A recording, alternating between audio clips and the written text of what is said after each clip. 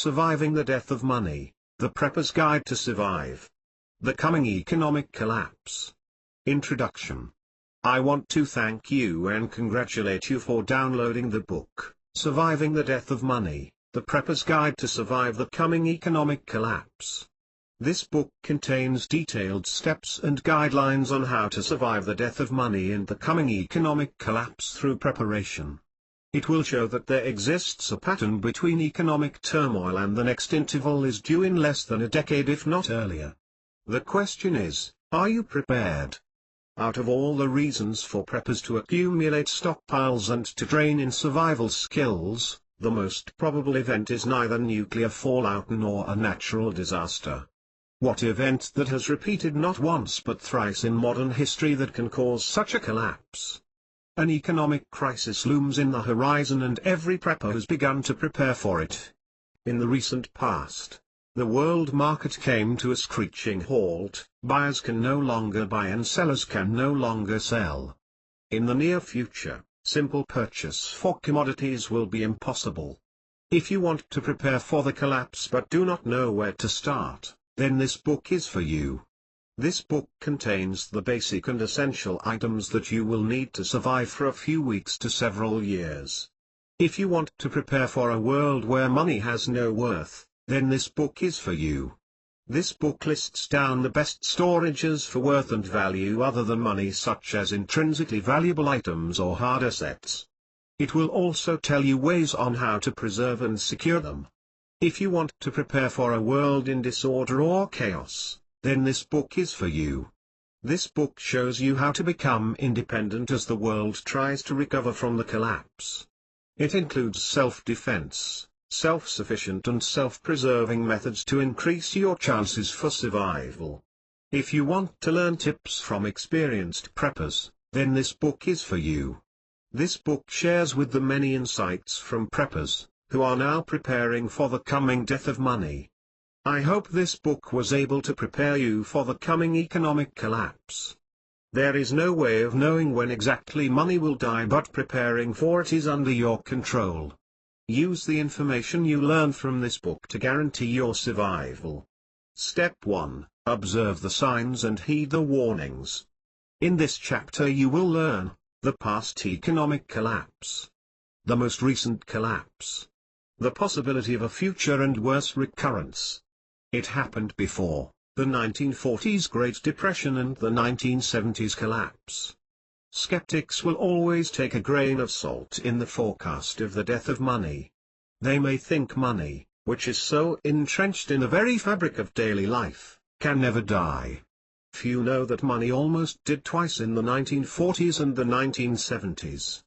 After World War II, the participants in the war, conquerors or conquered alike. When the war effort industry, factories, manufacturing and construction, were no longer required, they closed and never recovered. Workers lost their jobs and their purchasing power declined. Unemployment rose to 607% in the US and more than 200% in other countries. Prices, values and markets fell. In the 1970s, then-President Nixon cancelled the direct convertibility of the US dollar to gold, the mineral that is used as the standard for dealing with the various currencies in the global market.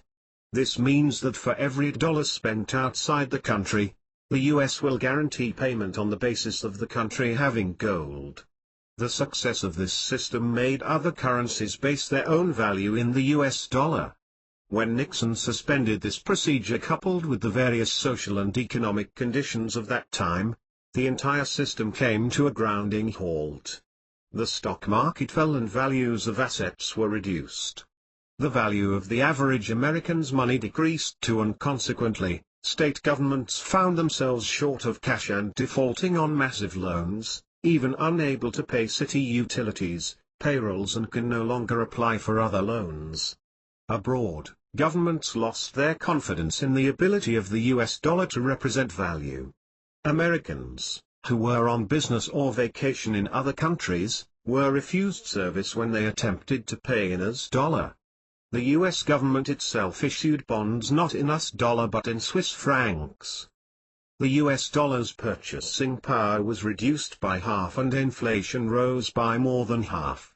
In short, there was money but it was not worth as much as it was before, it was half worthless. It happened again, the 2009 depletion. Fast forward to 30 years. The US housing bubble burst, causing a chain of events that will be known as the global financial crisis.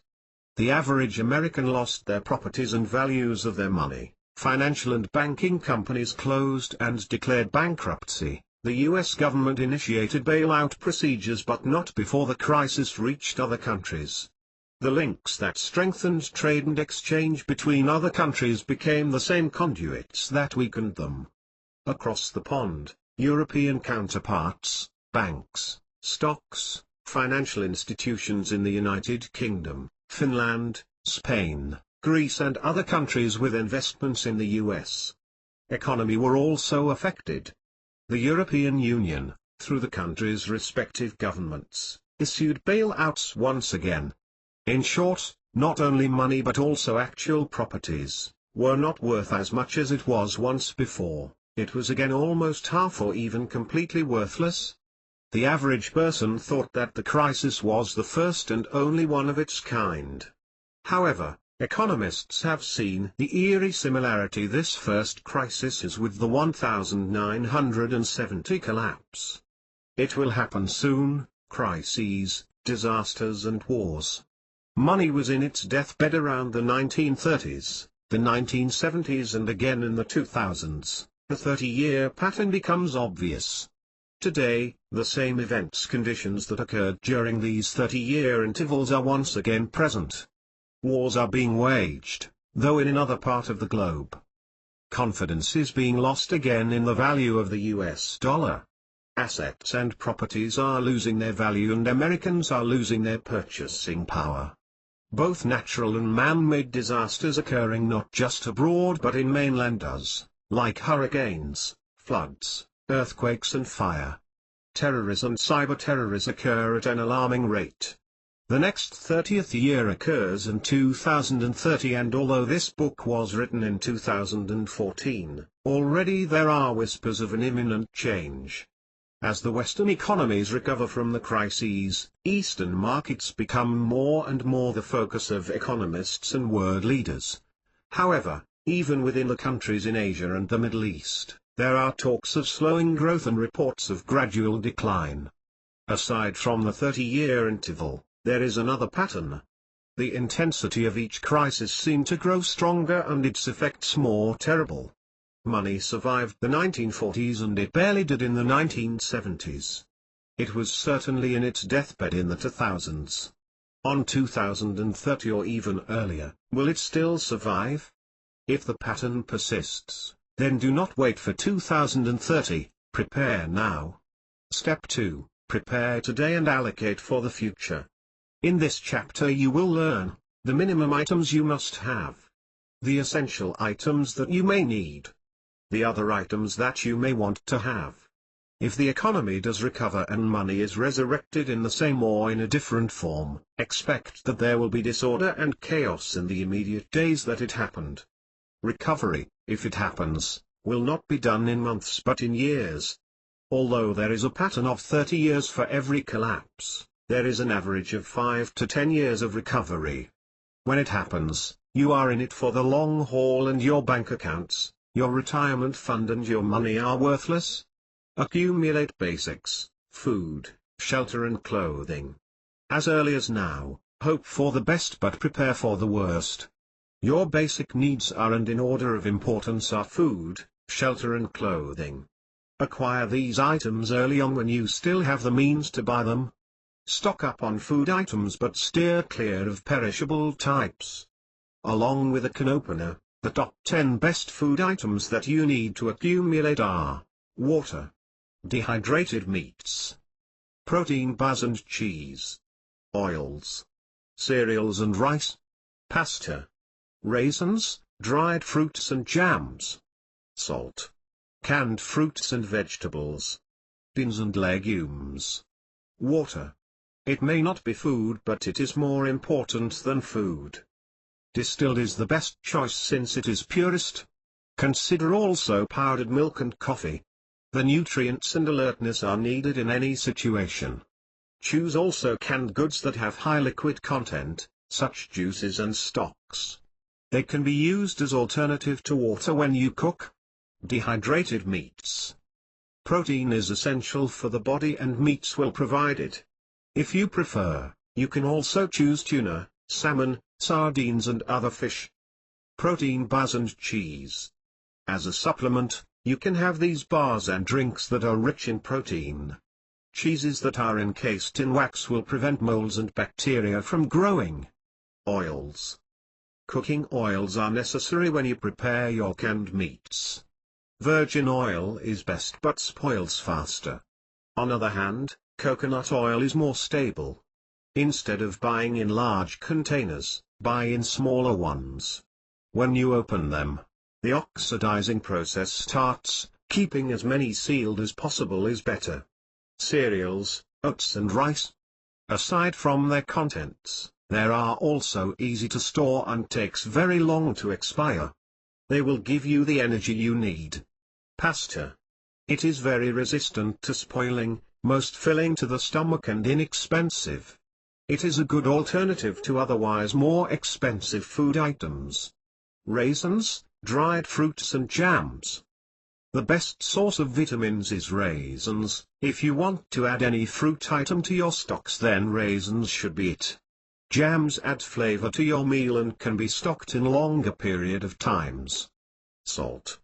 Aside from its benefits as a food item, it has also other uses such as an antibacterial and preserving product. Canned fruit and vegetables. For your caloric needs, stock up on a variety of fruits and vegetables. Choose fruits that are citrus types for the added vitamin C. If you have to choose between the two, fruits are better in giving energy than vegetables. Beans and legumes. Another good source of energy and fiber in case of constipation are these food types. Peanuts are also good to store as a protein source. Other non-essential food products are spices, herbs and condiments. You can also add sugar, chocolates and candies. Shelter includes items you need to protect yourself from the elements. Stock up on tents, bags and blankets. Materials such as woods, nails, hammers and tarpaulins. Source of heat and light, such as heaters, stoves, candles and flashlights. Tapes, ropes, shovels, rakes, saws and wrenches. Swiss knife and similar tools. Clothing items that you need are jackets, windbreakers and coats, if possible made of waterproof material. Gloves, hard-soled boots or shoes. Heat or cold-resistant clothes and accessories. Eyeglasses both for reading in the sun. Personal protective equipment such as helmets and goggles. Store essentials, health, energy and communication. If you have enough of the basic items to satisfy your basic needs, you can stock on other essentials. Health and hygiene items include medicine and antibiotics, alcohol, hydrogen peroxide and iodine solution, calamine lotion and other anti-allergens, shampoo, soap, toothpaste and toothbrush, razors, combs and nail clippers. Complete first aid kit, with bandages, gauzes and splints. Sanitation items such as toilet paper, diapers, feminine wash and napkins. Latex and sterile gloves. Bleach, detergents and cleansers. Trash bags and bins. Energy sources are batteries, both standard, rechargeable and for the car. Matches, kerosene and gas. Fuel or biogas generators. Communication and other related equipment are radios, antenna, compass. Locate safety, transportation and sanctuary. Your house may be safe today, but in the aftermath of the collapse and without the rule of law, you may be better off in a different location. There are two things to consider here for not only the actual safe place but also the means of going there. You will need to stock up on your car's gasoline for both the ride to your sanctuary and for other trips that you may need. Store them in steel cans in an area away from flames and other incendiaries. Make sure you have a funnel attached to a can or in your car when you plan to refill it on your own. Another consideration is the actual car. Sedans will work in cities with its paved and concrete roads, but outside the city and in rough terrain, it may be useless. If you have the funds for a second, or if you can replace your car, SUVs, trucks and other vehicles made for dirt roads and rough terrain can be a better alternative.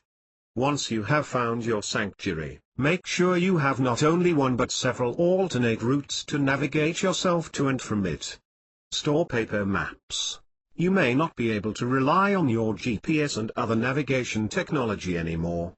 Get yourself familiar with routes to the closest water supply, evacuation point and other areas you need to consider outside the comforts of your home.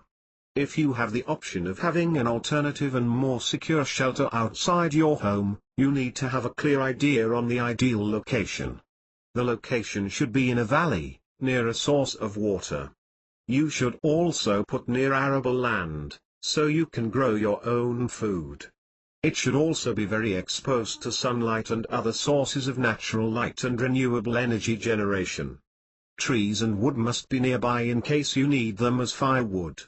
Step 3. Secure your assets and stock on barter items. In this chapter you will learn where to store your value instead of money, how to safeguard your stockpile, how to maintain your assets, save on hard assets. As early as today, consider shifting the value you have away from money to alternative storages. As enticing as it may seem, having too much cash is seen as a wrong decision for savvy investors. Since the values of currencies fluctuate over time, investors choose to store their worth in other forms. Unlike money, which is symbol for value, hard assets are valuable by themselves. These items are being amassed by investors as a hedge against inflation. Aside from this, over time, their values increase. When inflation strikes, the money in the bank accounts may lose value, but an ounce of gold remains an ounce. Some examples of hard assets are gold, silver, other precious metals including diamonds and platinum. Other assets are land, especially land that is arable and containing a body of water. Remember that these assets are meant to be your means of exchange when money has no more value. You will use these as a way to trade or barter for items that you will need. However, depending on the conditions of the recovery process, these items may either appreciate in value or the complete opposite. A hungry or thirsty person with a battery will exchange it for gold or diamonds, but it will trade it for food and water. Be very strategic in your trading. When in doubt, the basic needs are a better investment for a world without money. Protect your stockpile. Together with your basic needs and essentials, keep your hard assets on a secure location. It can be a storage area with hard or concrete walls that will be difficult to breach, and a door with several locks and other secure features.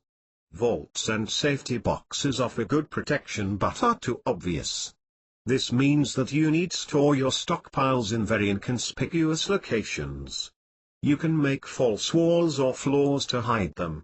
Leave some items in obvious places, such as kitchens and drawers, so that it will not be too obvious that you are hiding items. Divide your stockpile to other accessible areas. Leave some on your car, on a secure storage on the outskirts of town, or on a secluded area in another place. The idea is that you do not put all your eggs in one basket, and whether one stockpile is found or looted from you, there are still alternatives. Prevent decay and corrosion. Even if you already amassed a considerable stockpile of the basic and essential needs, it will be all for nothing if you cannot store them for longer periods of time. Remember, it will not be just days or months. Expect years or even decades for recovery, peace and order to return, if they will ever do. The best way to protect your stockpile, aside from securing them and scattering them in strategic places, is to make sure you minimize spoilage, decay or corrosion. Food items will be very vulnerable to spoilage. If there is electricity, the freezer and refrigerator will preserve the food for you. However, when these appliances are no longer available, you need alternatives. Some vegetables and fruits, like tomatoes, onions, pineapples and other tropical fruits are better in room temperature. Potatoes and similar crops are better in cool and darker storage area. Dry goods, such as grain, pastas, oats and other similar items must be stored in containers with covers. This will prevent insects from spoiling the items. Remember to consume your stockpile in order from the goods that will spoil first and hold out eating the items that will last longer. Canned goods will not be intact forever. They usually have a shelf life of up to 5 years. If you can freeze dry the goods, and it will be good for up to 25 years. Drying meats under the sun or curing them through salt can also prolong storage life. Take particular care of your batteries for your car and your flashlights. For car batteries, when you do use them, make sure that you clean off any blue or white powder on the connector panels. The best place to store batteries is on the coolest part of your house, if possible even inside the refrigerator. Corrosion occurs when exposed to air through oxidation. This means that storing your metals, weapons and ammunition and even canned goods out in the open air will increase the corrosion process. Make sure that you store in closed containers. Step 4. Learn skills and gain independence. In this chapter you will learn where to store your value instead of money, which items are best to barter, how to maintain your assets, self-reliance and food sufficiency. The best scenario is that your food stockpile will last until the economy recovers. However, if you want to augment or to have an alternative food source other than your stockpile, you better have your own secret garden. You have 2 choices for your garden: perennials, annuals. Perennials are edible plants that you can plant once and will produce food any time of the year. On the other hand, annuals are plants that have to be replanted year after year and require seeds. Some examples of perennials are apples, apricots, broccoli, eggplants, grapes, garlic, oregano, potato and tomato. If you have a small space for your garden, then planting perennials is your best option. If you have more arable land, such as an area in the valley you have chosen for your sanctuary, then you can plant annuals. Some examples are asparagus, beets, cabbage, celery, pepper, pumpkin, spinach and other varieties of perennials. You will need seeds, soil, some fertilizer, rakes and other gardening tools for the garden. As an added precaution, make sure you include some plants that have large foliage. This will cover the garden and make it look like an average patch of plants. This way, only you will benefit from the fruits of your labor. Brush up on gardening techniques too. You may start practicing now in preparation for the future. Maximize any land that is within your safe reach, and you can have an alternative and, most importantly, a self-replenishing source of food. Self-defense and home protection. Whether it is your home or your sanctuary, you have to think of other ways of keeping secure other than turning on the alarm. Instead of using up all your funds to secure the front entrance, it is better to create layers upon layers of security levels outside and inside your home. The layers are: home defense, self-defense, home defense. Assess your shelter. The most vulnerable parts of the house are the doors and windows. Instead of just locking them, install deadbolts and double locks. If you can add grills to your windows, then better. If not, you can stick window films in the glass. You can buy a door jammer for your sliding doors to prevent it from sliding all the way open. Install anti-climb spikes in your walls, especially the sides of your house that have second-floor entries. Barbed wires and a bed of nails around your house can also be options should the worst occur. Sandbags that you can fill later can also be used as another barrier. You can go further as to confuse potential scavengers by littering your house with garbage and opened cans or containers. This will give the illusion that it has already been looted. Another way is by vandalizing your own house to give the appearance of being abandoned or claimed by a gang. Self-defense. When your security measures fail and unwanted people find their way inside your home, you have to rely on yourself to secure yourself, your loved ones and your stockpile. You can flee or you can fight. In fleeing, you can choose to have an emergency exit plan that will bring you to your car or outside the premises. If this is your plan, make sure you have supplies inside the car and in another secondary sanctuary.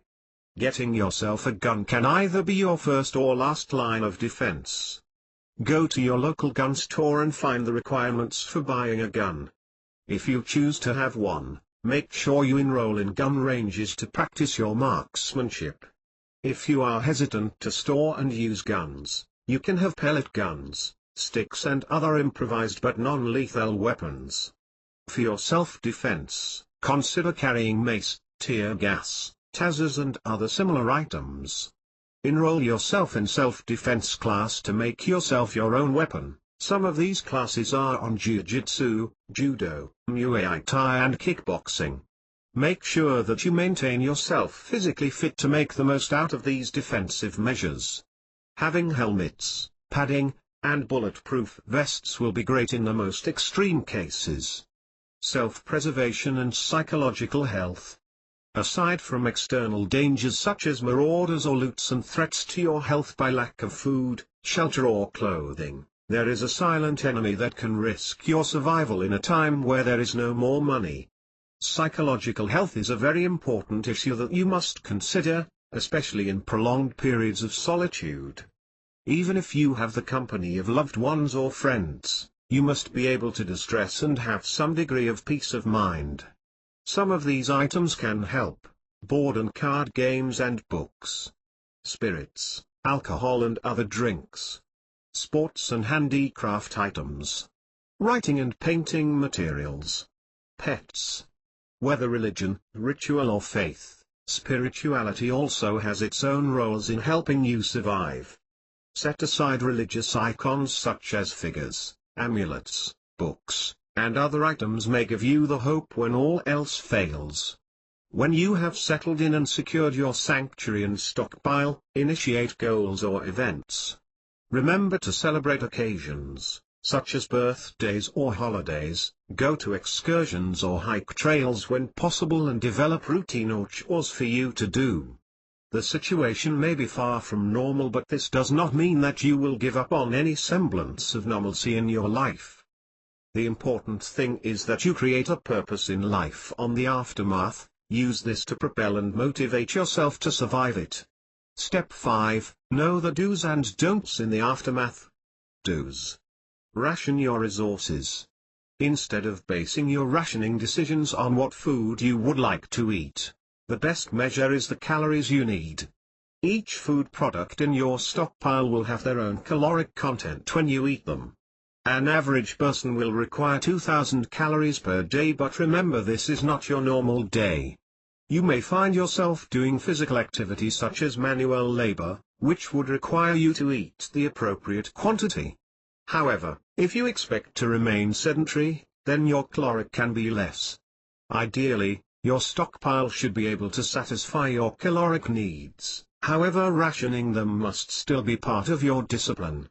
The signs of a deficit in your caloric needs include weakness, headaches, slower or poorer decision-making, feelings of sadness or depression and irritability. Watch out for these signs and make sure that you adjust your food intake appropriately. Focus on renewable. Even if you have stockpiled, there is still the possibility that it will not be enough. Change your perspective of your stockpile as an unlimited resource. Think of it as a consumable item that will be gone even with rationing. To solve this problem, shift all your efforts of developing your renewable resources while consuming your stockpile. Think of alternative food sources. Aside from gardening, consider poultry and fish as a renewable food source. Depending on the extent of your sanctuary, you can have a fish pond or a nest of chicken that will provide you all the food you need. Brush up on information on raising poultry and fish as a source of food. Current technology has allowed for the harnessing of renewable energy from the sun, wind and water. The best option for you is solar energy.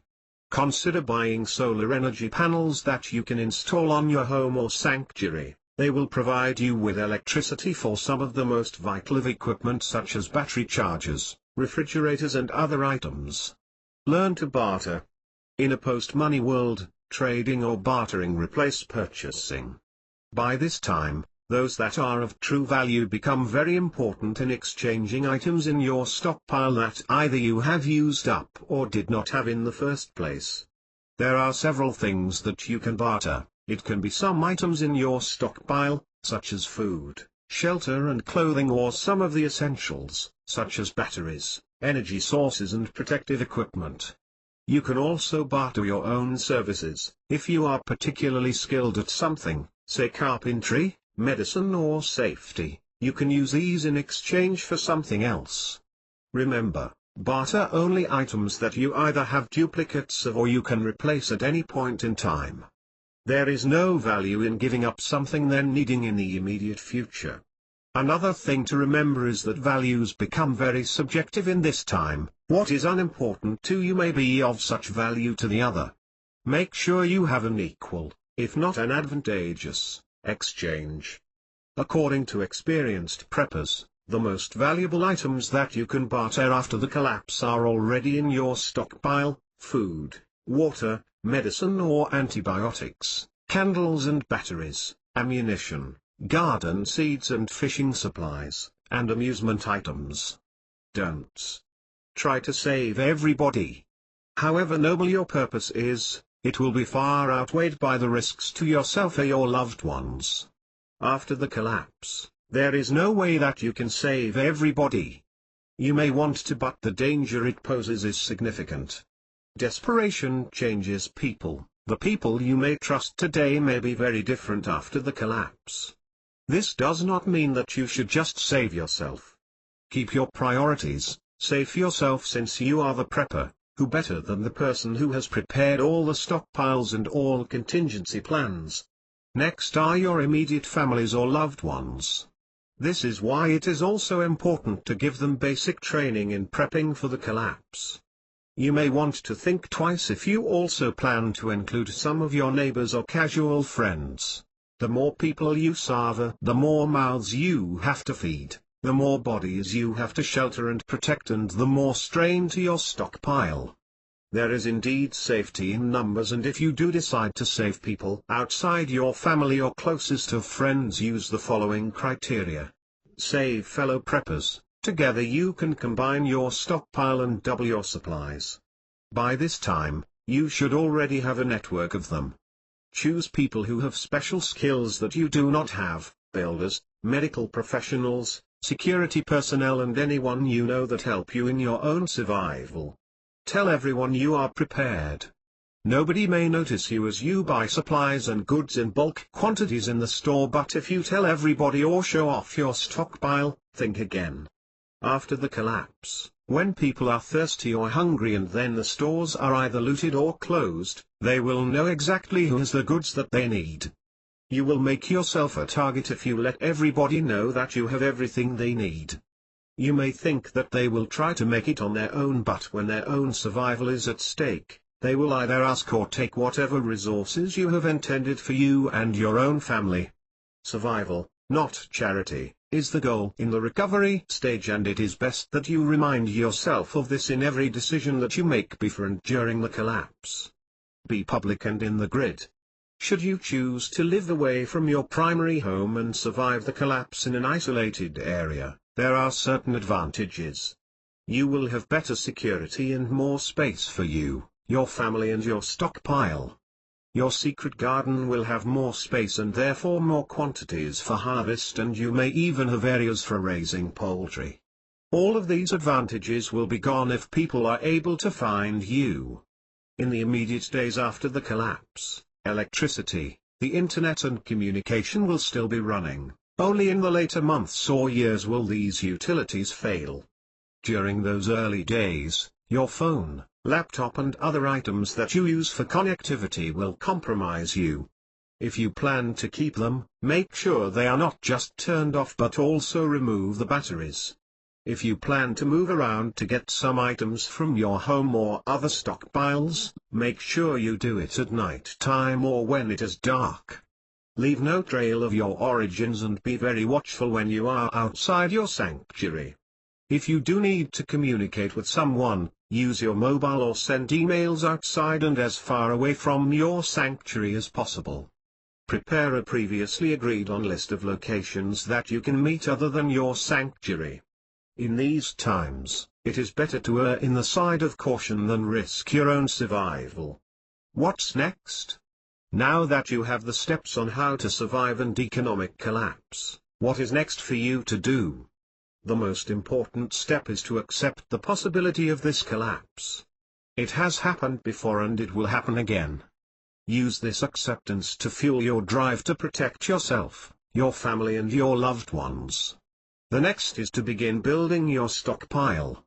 Make weekly or monthly quotas, instead of trying to buy large quantities at one time. Start with baby steps or small quantities per target. Remember, for every batch of deposit you make on your stockpile, the basic needs and essentials must be well represented. You should be able to stock up on food, shelter and clothing items, together with health, energy, transportation and communication items. Gradually build on your stockpile, making sure to make an inventory complete with a description, location and date when the items were acquired. As soon as you can, develop skills that are related to independence, take self-defense classes, gardening and cooking skills and other abilities that can help you with your survival. If you have money to spare, instead of storing them in bank accounts, exchange them for hard assets, such as gold, precious metals or any other item that you can barter after the collapse. Remember, you do not have to do or amass everything now. What is important is that you start now. Conclusion. Thank you again for downloading this book. I hope this book was able to prepare you for the coming economic collapse. There is no way of knowing when exactly money will die, but preparing for it is under your control.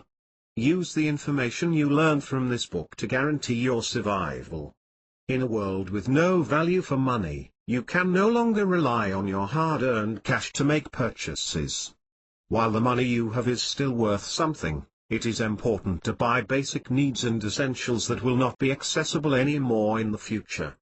Food, shelter, clothing, health, energy, transportation and communication are just some of the things that you will need after the collapse. When money dies, you need alternative ways to either purchase or barter for items that you may not have stocked or already used up in your daily life. Choose to invest on intrinsically valuable items such as gold, precious metals and other valuables. They may not be useful today, but after the collapse these things may be the only things that you can exchange for something that you desperately need. You cannot also rely solely on your stockpile. Sometimes you become your own tool towards survival. Learn various skills that will build your independence for self-defense, self-reliance and self-preservation. The world economy is fast approaching the next 30th year mark and you still have almost a decade to prepare for it. Do not procrastinate, you have already begun your first step towards survival by reading and learning from this book. Make the next step and prepare yourself for success and survival.